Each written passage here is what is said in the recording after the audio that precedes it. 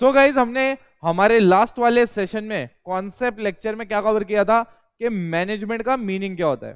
तो आपको लास्ट वाले लेक्चर में बिल्कुल क्लियर हो गया होगा कि मैनेजमेंट अपने आप में क्या है, एक प्रोसेस है और उसका एम होता है कि ऑर्गेनाइजेशन के जो गोल हो वो अचीव हो, कैसे, इफेक्टिवनेस के साथ और एफिशिएंसी के साथ। तो तीन इंपॉर्टेंट चीजें हमारी इस डेफिनेशन से निकल के आती है। नंबर वन कि एक प्रोसेस है, प्रोसेस कैसा, जो कि इफेक्टिवनेस पे फोकस कर रहा है, प्रोसेस कैसा जो कि फोकस कर रहा है कि भाई एफिशिएंसी के साथ ये क्या हो, अचीव हो। क्लैरिटी है यहां तक? तो आज के सेशन में हम जो स्टार्ट करने वाले हैं चीज, उसका नाम है कैरेक्टरिस्टिक्स ऑफ मैनेजमेंट। क्या नाम है? Characteristics of management. तो हम लोग जब कैरेक्टरिस्टिक्स की बात करते हैं तो हम इस कैरेक्टरिस्टिक्स में क्या क्या देखेंगे। तो सबसे पहले कैरेक्टरिस्टिक्स का मीनिंग आपके दिमाग में क्लियर होना चाहिए। आपको ये पता होना चाहिए कि जब आप कैरेक्टरिस्टिक्स बोल रहे हो तो वो क्या स्टैंड करता है। कैरेक्टरिस्टिक्स मतलब जब भी आपको मैनेजमेंट होता हुआ दिखेगा तो उसके अंदर ये चीजें होंगी या ये चीजें हो रही है, इसका मतलब क्या है, मैनेजमेंट है।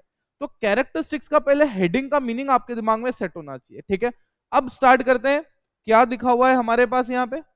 मैनेजमेंट एक गोल ओरिएंटेड प्रोसेस है। मैनेजमेंट क्या है? एक गोल ओरिएंटेड प्रोसेस है। मतलब लेट्स से कि अगर ऑर्गेनाइजेशन में कुछ मैनेजमेंट हो रहा है, इसका मतलब वो अचीव कर रहा है कुछ गोल की तरफ। लेट्स से गोल की जब मैं बात करता हूं तो गोल ऑर्गेनाइजेशन पे डिपेंड करती है।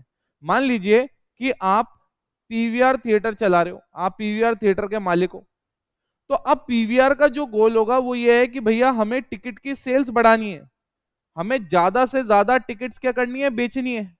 तो मैनेजमेंट जो होता है वो एक गोल पे काम करता है। तो अगर हम कहेंगे कि पीवीआर का मैनेजमेंट है और वो काम कर रहा है, तो वो एक गोल की तरफ काम कर रहा है कि हमारे यहाँ पे टिकट्स ज्यादा से ज्यादा क्या हो, सेल हो, ज्यादा से ज्यादा क्या हो, बिके टिकटें। ठीक है, वहीं अगर मान लीजिए कोई सोसाइटी है, मतलब जो एनजीओ के फॉर्म में काम कर रही है और उसका गोल ये है कि वो ज्यादा से ज्यादा रूरल बैकग्राउंड में जाके, ज्यादा से ज्यादा रूरल बैकग्राउंड में जाके लोगों को फाइनेंस के रिगार्डिंग एडुकेट करे।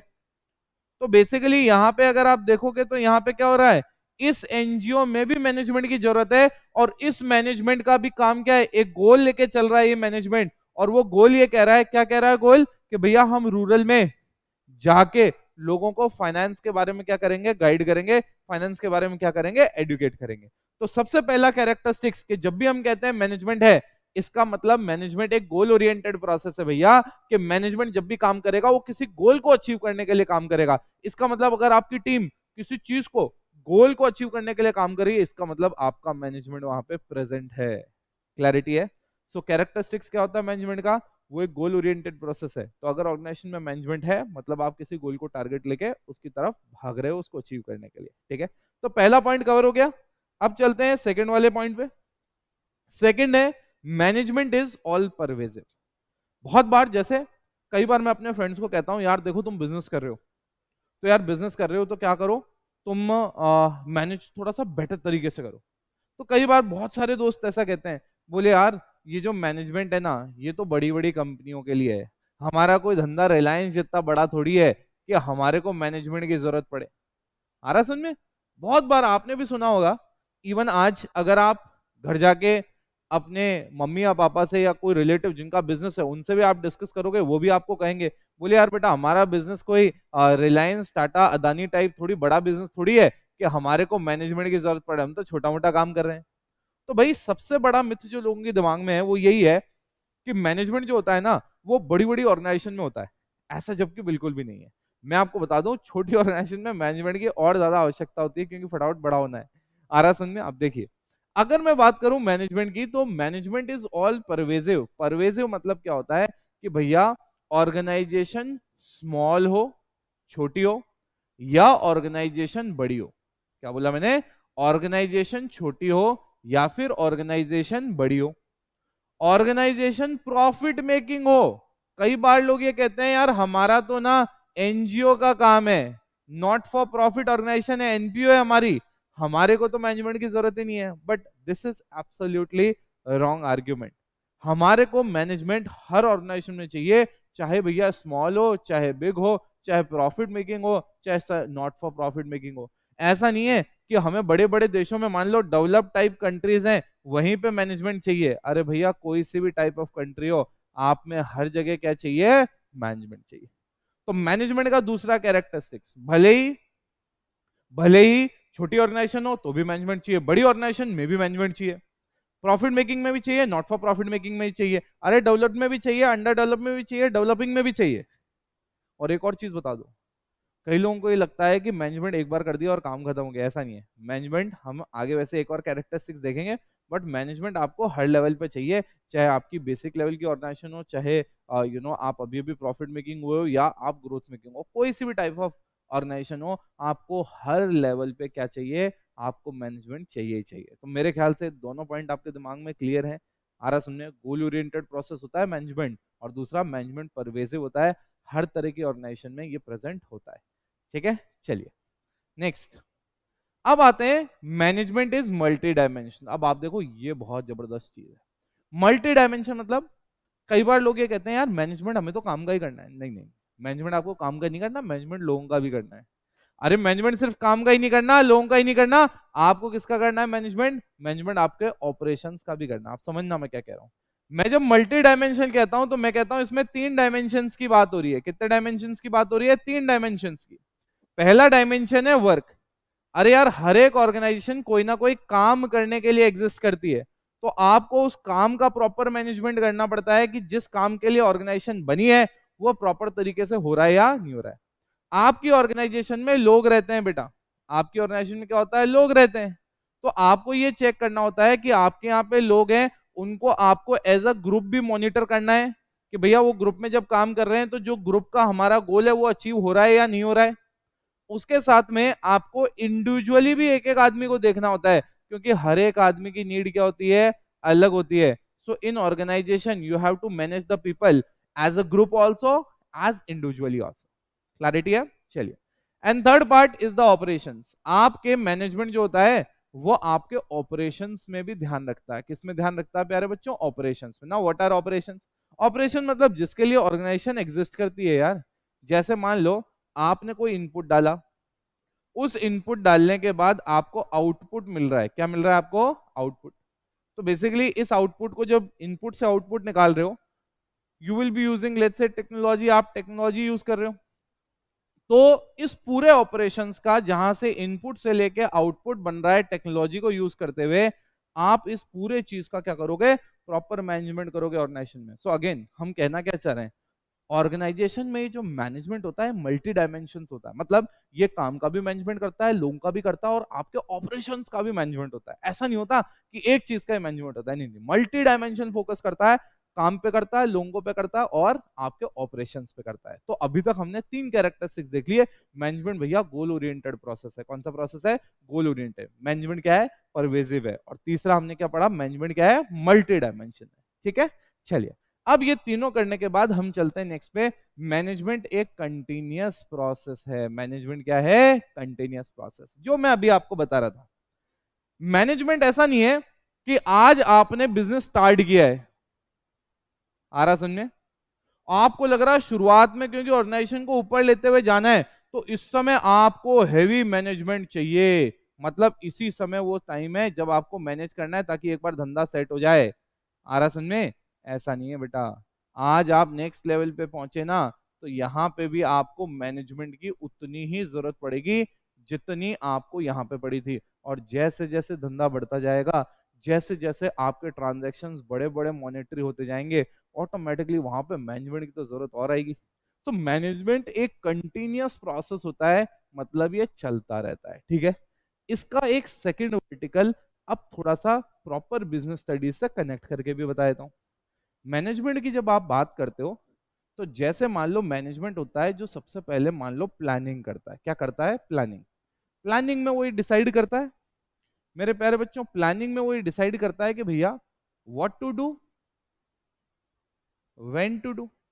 मतलब क्या काम करना भैया। मान लो लोग बैठे, जो स्ट्रेटेजिक मेन है, जो मेन डिसीजन मेकिंग बॉडी आपकी ऑर्गेनाइजेशन की, वो बैठी, उन्होंने कहा भैया क्या काम करना है हमें, और ये काम हमें करना कब है, ये इन्होंने यहाँ पे डिसाइड किया।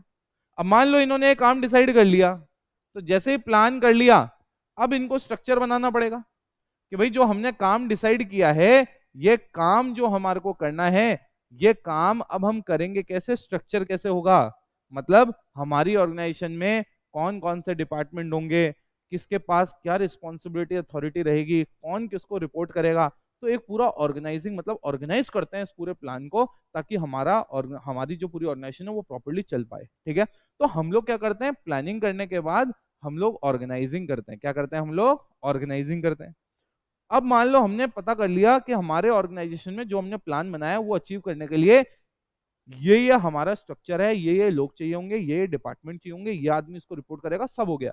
अब आपको एक्चुअली लोग भी तो चाहिए, तो अब आपको स्टाफिंग करनी पड़ेगी। क्या करनी पड़ेगी, स्टाफिंग, लोग लेके आने पड़ेंगे। अब स्टाफिंग सिर्फ लोग लाने तक ही सीमित नहीं है, आपको लोग लाने पड़ेंगे, उनको ट्रेन भी करना पड़ेगा, डेवलप करना पड़ेगा, परफॉर्मेंस का अप्रेजल करना पड़ेगा, ताकि वो आपकी ऑर्गेनाइजेशन में टिके रहें। नहीं तो वो आपने ट्रेन किया, पता पड़ा कहीं और छोड़ के चले गए तो इसलिए आपने देखा ये कंटिन्यूस प्रोसेस है। आपने प्लान किया पहले, उसके बाद में अब आपने ऑर्गेनाइज किया, अब ऑर्गेनाइज करने के बाद अब आपने उसमें स्टाफिंग करी। अब स्टाफिंग करने के बाद लोग रख लिए आपने मेरे प्यारे बच्चों, लोग रखने के बाद आपके पास नेक्स्ट स्टेज आई, और आप अब उनको डायरेक्शन दोगे। क्या दोगे मेरे प्यारे बच्चों, डायरेक्शन दोगे।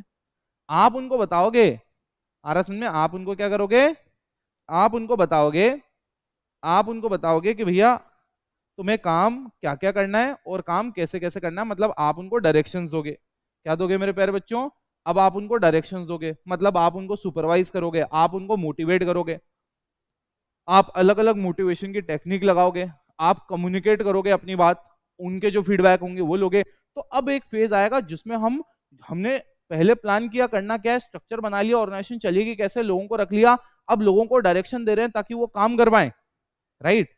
अब फिर एट द एंड हम लोग बैठ के कंट्रोलिंग करेंगे। क्या करेंगे मेरे प्यारे बच्चों, हम लोग कंट्रोलिंग करेंगे। क्या करेंगे, controlling. Now what is controlling, हमने जो प्लान किया था वो प्लान के हिसाब से काम हो रहा है या नहीं हो रहा है, वो हम कंट्रोलिंग में चेक करते हैं। कहाँ चेक करते हैं, कंट्रोलिंग में। अगेन मैंने थोड़ा थोड़ा आपको समझा दिया, बट मेन मुझे समझाना क्या था, कंटिन्यूअस प्रोसेस। तो आप समझ पा रहे हो, ऐसा नहीं है कि आपने प्लानिंग कर ली पहली स्टेज पे और काम खत्म हो गया, नहीं, अब आपको ऑर्गेनाइजिंग भी करनी है। आपने प्लानिंग कर लिया, ऑर्गेनाइजिंग कर ली, अब भैया आपको स्टाफिंग करनी है। आपने स्टाफिंग भी कर ली, अब आपको उनको डायरेक्शन देना है ताकि काम कर सके। अब फाइनली फिर कंट्रोल करना है कि भैया जो आपने सोचा था सारा काम उस हिसाब से हो रहा है या नहीं हो रहा है। अब अगेन ये साइकिल वापस रिपीट होती रहेगी। तो आप समझ पा रहे हो मैं क्या कह रहा हूं, मैं यही कह रहा हूं कि भैया जो मैनेजमेंट है वो एक कंटिन्यूअस प्रोसेस है। ऐसा नहीं है कि आपने एक स्टेज पे काम कर दिया और आप रिलैक्स हो गए, नहीं बेटा, धंधे बंद हो जाएंगे अदरवाइज। ठीक है, तो हमने कौन से वाला देख लिया अभी, कैरेक्टरिस्टिक्स नंबर 4 देख लिया। अब आते हैं हम 5 पे। मैनेजमेंट क्या है मेरे प्यारे बच्चों, ग्रुप एक्टिविटी। अब इसको समझना बहुत जरूरी है और इसको दिमाग में सेटअप करना भी बहुत जरूरी है। जैसा मैंने अभी आपको एक थोड़े पहले पॉइंट समझाया था, उसमें आपको बताया था कि मैनेजमेंट में आप देखो हम एक ग्रुप के साथ डील कर रहे हैं और हम इंडिविजुअली भी कर रहे हैं। अब प्रॉब्लम क्या होती है, हमारे पास जितने भी लोग हैं वो एज अ ग्रुप है। अब उस ग्रुप में कौन है, इंडिविजुअल है हमारे पास। अब ये जो इंडिविजुअल है, हर एक इंडिविजुअल की नीड अलग है, जरूरत अलग है, राइट, क्लैरिटी है।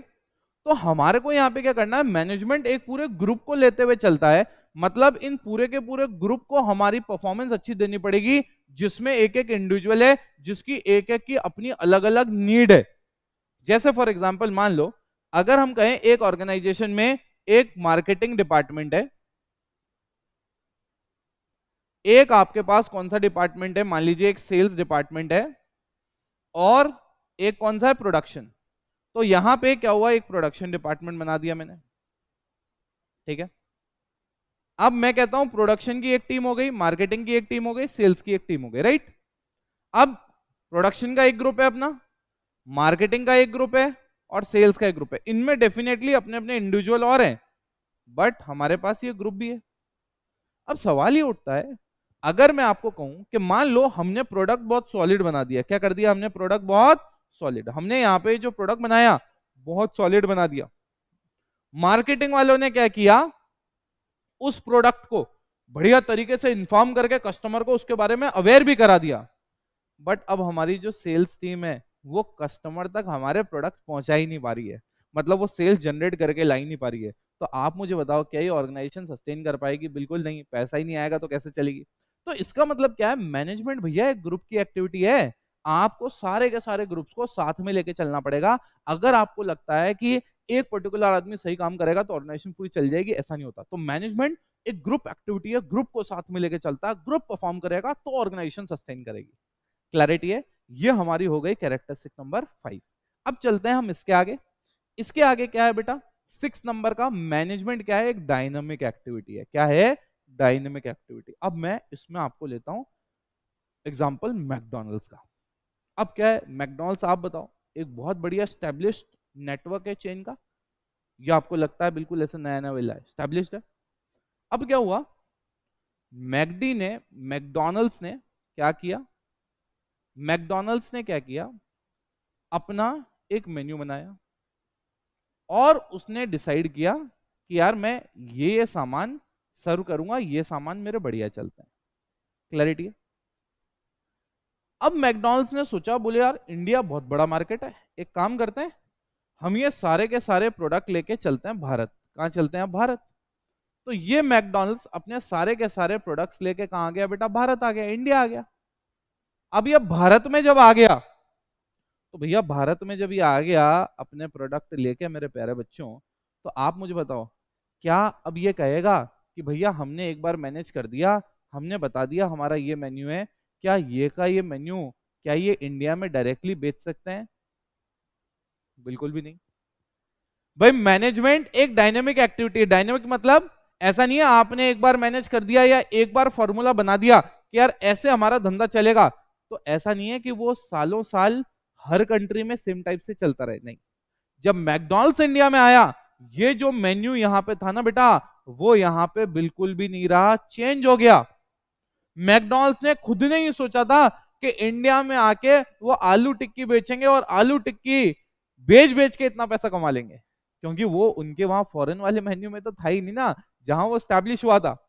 तो इसका मतलब क्या है कि मैनेजमेंट एक डायनेमिक एक्टिविटी है। मतलब मैनेजमेंट में क्या है, ऐसा जो फिक्स्ड इन्वायरमेंट नहीं है। मतलब ऐसा नहीं है कि यार आपको ये काम करना पड़ेगा। आ रहा समझे? मतलब एक फिक्स इन्वायरमेंट नहीं होती, मतलब there is no fixed environment. मतलब जो इन्वायरमेंट है बाहर जिनमें आप डील कर रहे हो, वो सारे फैक्टर्स बदलते रहते हैं।